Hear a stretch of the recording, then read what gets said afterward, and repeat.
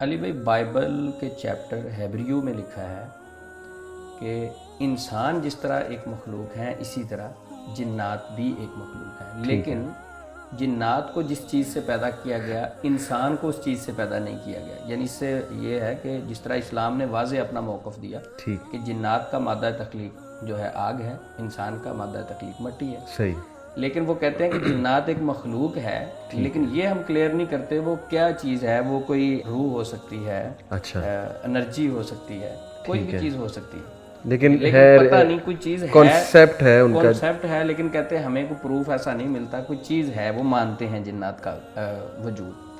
تو جو عیسائی ہیں یہ کہتے ہیں کہ یہ سلیمان علیہ السلام کے دور سے جنات کا آغاز ہوا، کیونکہ سلیمان علیہ السلام کے دور میں جنات بہت عام تھے اور حضرت سلیمان علیہ السلام کو جنات کی پاورز دی گئی تھی کہ ان کے اوپر وہ حکومت اور سلطنت کرتے تھے.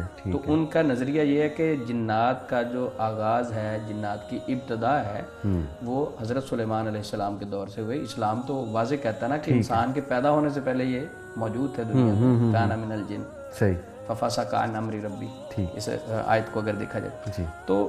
لیکن یہ کہتے ہیں کہ جنات جو ہیں یہ انسان سے زیادہ طاقتور ہیں.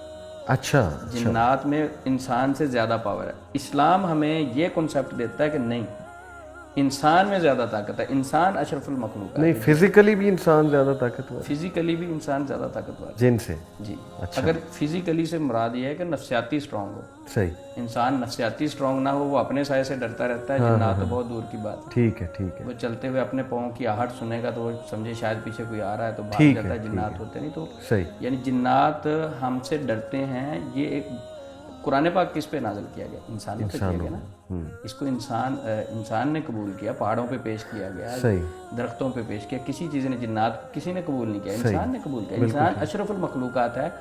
جنات کو عیسائی جو ہیں یہ زیادہ طاقتور سمجھتے ہیں، مسلمانوں کا یہ نظریہ نہیں ہے. تو امریکہ میں 45% عیسائی جو ہیں وہ جنات کے وجود پہ یقین رکھتے ہیں. اچھا. باقی سارے کہتے ہیں کہ سب یہ قصے کہانیاں. اب یہ حیرانگی کی بات ہے کہ عیسائیوں کی یہی سوچ ہے اور یہی سوچ کچھ مسلمانوں کی بھی ہے.